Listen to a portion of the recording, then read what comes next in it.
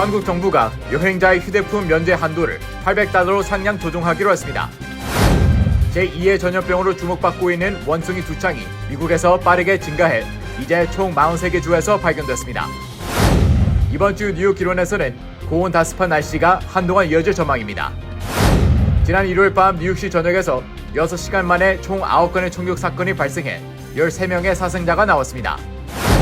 코로나19 규제가 풀리고 여행 수요가 높아지면서 항공료 인상과 운행 지연 및 취소 사태가 이어지는 가운데 여권 대란까지 덮쳤습니다.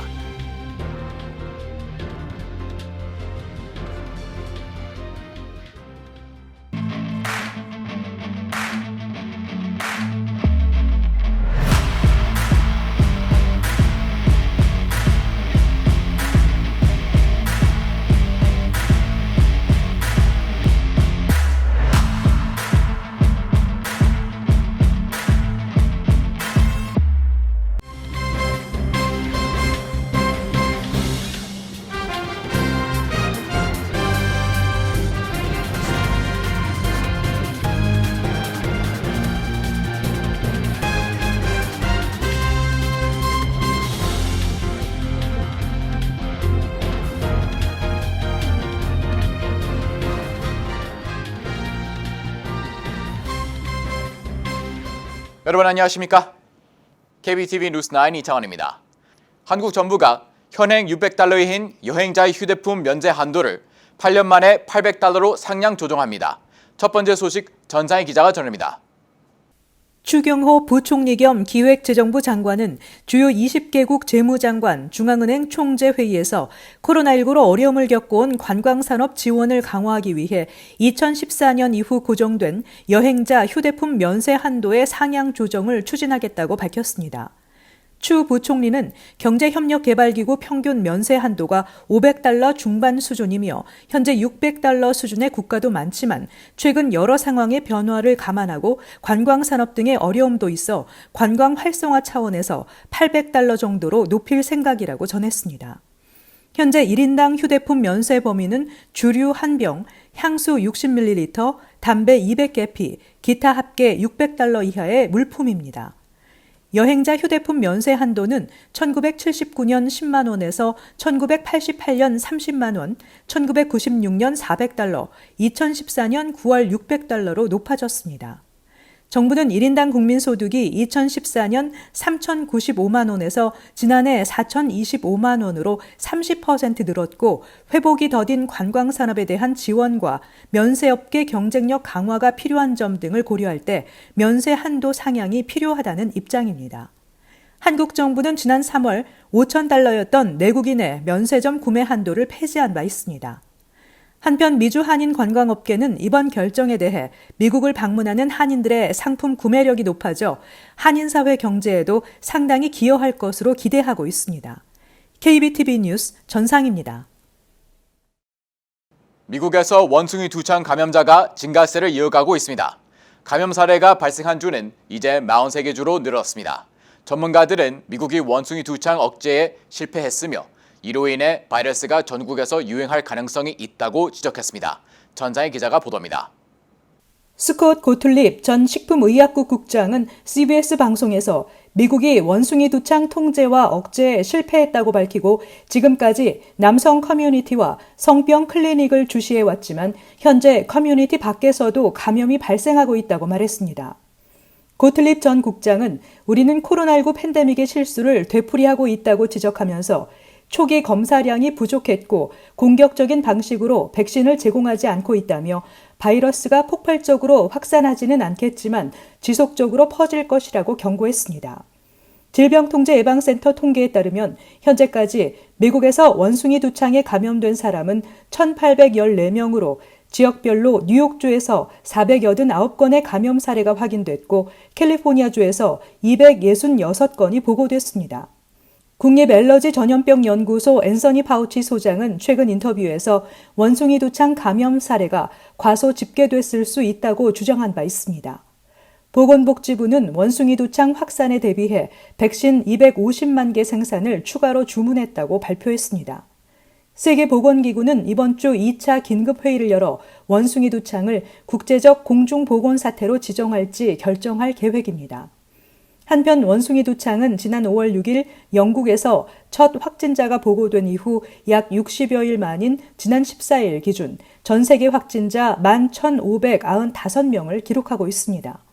원숭이 두창 발생 국가도 62개국으로 늘었습니다. KBTV 뉴스 전상입니다. 이번 주 내내 뉴욕, 뉴저지, 커네티컷주 등 트라이스테이트 지역에는 더위가 기승을 부리고 후덥지근한 날씨가 이어질 전망입니다. 홍찬우 기자의 보도입니다. 국립기상청에 따르면 이번 주 뉴욕 일원은 높은 기온과 계속되는 비로 인해 고온 다습한 날씨가 이어질 것으로 보입니다. 동부 지역에는 낮 최고 기온이 화씨 90도를 넘는 폭염이 주말까지 이어지는 가운데 특히 오는 20일과 21일에는 낮 최고 기온이 화씨 95도에 육박할 전망입니다. 오늘 새벽부터 천둥 번개를 동반한 무거운 빗줄기가 내리기 시작하며 일부 지역에는 심한 뇌우주의보와 홍수주의보가 동시 발령되기도 했습니다. 뇌우를 동반한 비 소식은 내일 새벽까지 이어진 후 한동안 없다가 이번 주 일요일부터 최소 다음 주 수요일까지 연일 내릴 것으로 예보됐습니다. 국립기상청은 무더운 날씨 또한 계속 이어진다고 내다봤습니다. 뉴욕주 보건국은 한낮 기온이 가장 높을 때는 에어컨 시스템이 완비된 장소에 머무르는 것이 좋고 수분 공급을 유지하는 것을 권고한다고 전했습니다. 또 에어컨이 없는 가정에 거주하는 경우 뉴욕주에서 운영하는 쿨링 센터를 방문해 더위를 식힐 것을 당부했습니다. 운영 시간은 센터마다 다르기 때문에 방문 전 전화로 운영 여부를 확인하는 것이 필요합니다. KBTV 뉴스 홍찬호입니다. 지난 주말에도 어김없이 뉴욕시에서는 총성이 연속해서 울렸습니다. 일요일 저녁부터 월요일 새벽까지 총 9건의 다른 총격 사건이 발생해 1명이 사망하고 청소년을 포함한 12명이 부상을 입었습니다. 김은지 기자가 보도합니다. 첫 번째 총격은 일요일 저녁 6시 30분경 브루클린에서 시작됐습니다. 한 아파트의 1층 마당에 앉아있던 74세 여성이 배에 총을 맞아 병원으로 이송됐으며 다행히 생명에는 지장이 없는 것으로 전해졌습니다. 약 2시간 뒤 같은 브루클린의 브라운스빌 지역에서는 16세 소년과 3명의 남성이 모페드를 탄 남성과 말다툼을 벌이다 모두 총격을 맞았습니다. 경찰에 따르면 총격을 맞은 이 남성 3명은 앞서 교차로에서 만난 모페드를 운전하던 남성을 먼저 공격했고 그들을 피해 도망치던 남성이 다시 총을 들고 돌아와 그들을 향해 총격을 난사한 것으로 전해졌습니다. 이로부터 불과 약 30분 후 브롱스에서 2건의 총격 사건이 연속해서 발생했고 경찰은 이 두 사건이 서로 연관이 있다고 보고 있습니다. 자전거를 탄 2명의 남성이 사우든 블러버드에 있는 편의점 밖에서 총을 쏘기 시작했고 총탄이 가게 안으로 날아들면서 가게 안에 있던 13세 소녀와 아이의 어머니가 총격을 맞았습니다. 경찰에 따르면 이 용의자들은 범행 직후 달아나는 과정에서 개를 산책시키던 한 여성을 상대로 또 총격을 가한 것으로 밝혀졌습니다. 이 두 사건에서 발생한 3명의 총격 부상자는 모두 의도된 표적이 아닌 무작위 총격이었습니다. 두 총격범은 여전히 도주 중으로 브롱스 경찰 당국은 수색에 집중하고 있습니다. 약 2시간이 흐른 오후 11시 다시 브루클린. 노스트랜드 놀이터에 있던 18세 청년이 왼쪽 다리에 총을 맞았고 자정 직전에는 경찰이 총격 신고 전화를 받고 달려간 할렘 지역에서는 머리에 총상을 입은 34세 남성이 발견됐고 병원으로 이송됐지만 사망 판정을 받았습니다. 자정을 조금 넘긴 시각 맨해튼의 6에비뉴 웨스트 22번가 근처 나이트클럽 밖에서 말다툼 직후 총격 사건이 발생했고 총격범은 흰색 BMW SUV를 타고 도주했습니다. 용의자를 쫓는 과정에서 경찰관 3명이 타고 있던 경찰 차량도 총격을 맞았습니다. 그중 한 발이 경찰 차량 트렁크를 강타해 뒷좌석에 박혔지만 다행히 경찰관은 다치지 않았습니다. 경찰은 도주 차량을 발견했고 용의자를 구금한 상태입니다. 약 1시간 후 총기 폭력은 퀸즈로도 번졌습니다. 유명한 갱단원으로 알려진 21세 남성이 왼쪽 다리에 총격을 맞았습니다. 그는 경찰 수사에 협조를 거부했습니다. 그 이후로도 크로스 브랑스 익스프레스웨이 인근에서 집 밖에 잠깐 나온 사람이 총에 맞기도 했습니다. 이렇게 약 6시간 동안 스태튼 아일랜드를 제외한 뉴욕시 전역에서 총격이 9건 발생해 1명의 사망자와 10대 2명을 포함한 12명의 부상자가 나왔습니다. KBTV 뉴스 김은지입니다. 올여름 폭발적인 여행객 수요로 항공료 인상과 운항 지연 및 결항 대란이 이어지고 있는 가운데 또 다른 문제점으로 여권 대란까지 발생하고 있다고 뉴욕타임스가 보도했습니다. 보도에 전상희 기자입니다.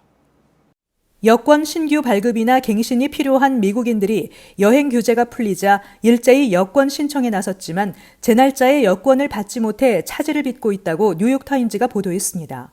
국무부를 통해 직접 갱신 또는 신규 여권을 신청할 경우 평균 6주 정도 걸리던 일반 여권 서비스가 이제 8주에서 11주 사이 소요되고 있습니다. $60의 추가 비용을 내는 급행 서비스는 팬데믹 이후 3주가 걸렸지만 현재는 5주에서 7주 이상 소요되고 있습니다. 지난 2020년 초부터 일반 여권 업무 처리는 수개월 지연됐고 대면 예약이 필요한 경우 언제 여권을 손에 쥐게 될지 모르는 상황입니다. 전화 예약은 14일 이내 여행이 필요하다는 증거를 제시해야 하고 예약 발급 후 3일 이내 반드시 출발해야 합니다. 거주 도시나 주내 예약 가능 날짜가 없을 경우 여권을 받기 위해 비행기를 타거나 몇 시간을 운전해서 여권을 발급받아야 할 수도 있습니다. 거기에 여권 신청 비용 또한 전반적으로 올라 이중고를 겪고 있습니다. 2022년 1월 기준 성인이 여권을 신규 발급하려면 수수료 $35를 포함해 총 $165의 비용이 드는데 이는 지난해보다 $20 인상된 가격입니다. 특히 기한이 만료된 여권을 소지한 미국인의 귀국을 허용한 일시적 조치가 지난 6월 말로 만료돼 주의가 요구되고 있습니다. 조 바이든 대통령은 지난 연말 연방정부 행정서비스 개선 명령을 발표하며 온라인 여권 갱신 시스템 구축을 지시한 바 있습니다.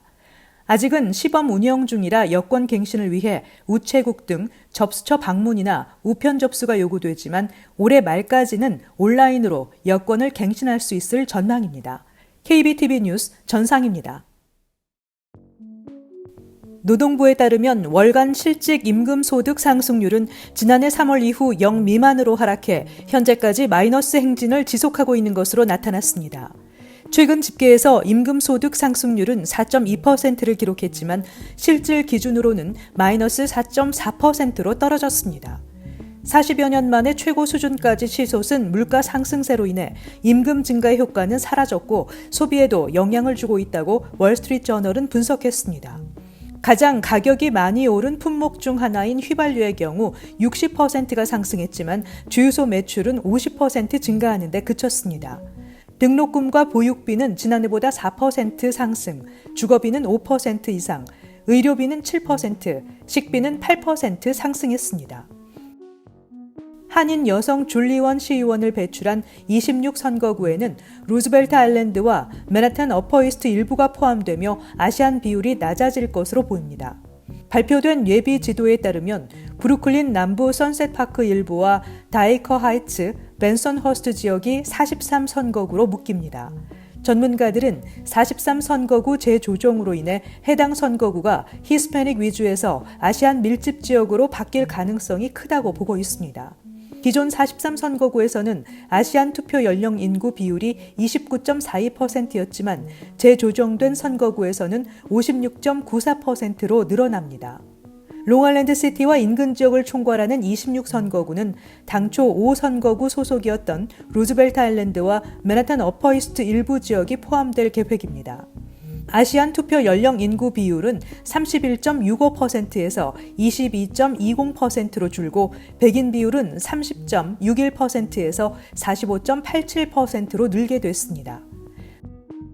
공중보건 비상사태는 코로나19 검사와 백신, 치료제 등을 국민들에게 무료로 제공하게 됩니다.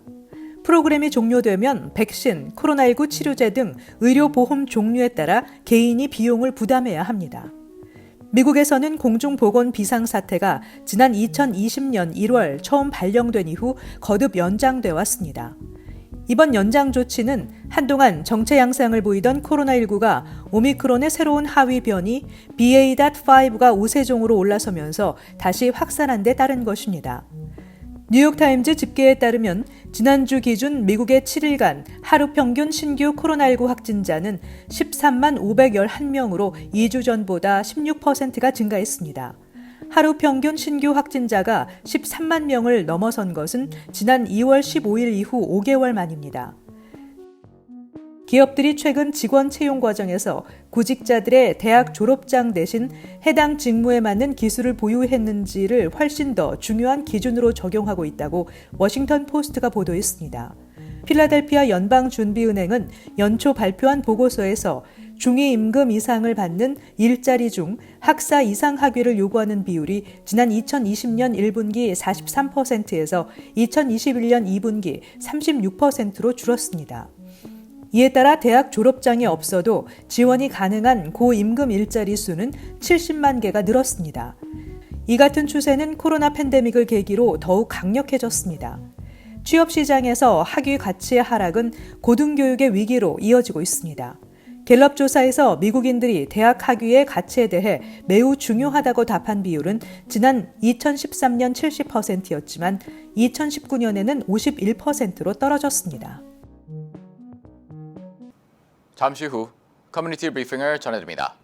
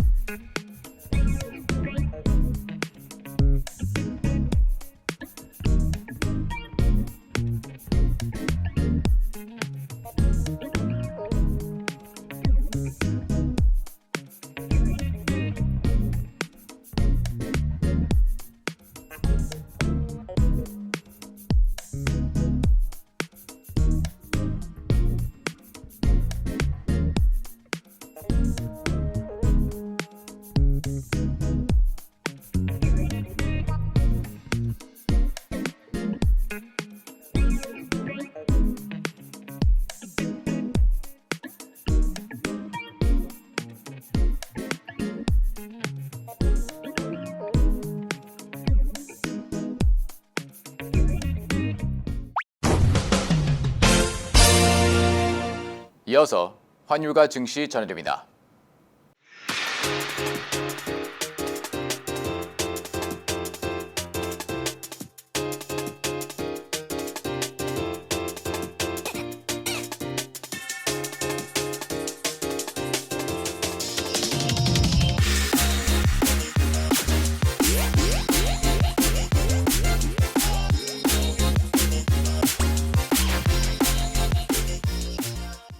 잠시 후 뉴욕과 뉴저지 날씨 전해드립니다.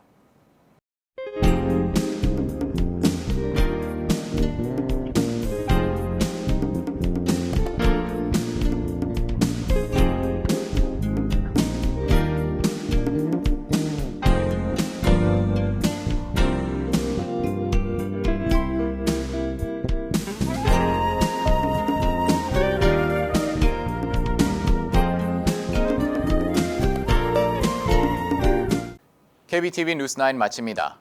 오늘도 시청해주셔서 감사합니다. 편안한 밤 보내시 바랍니다.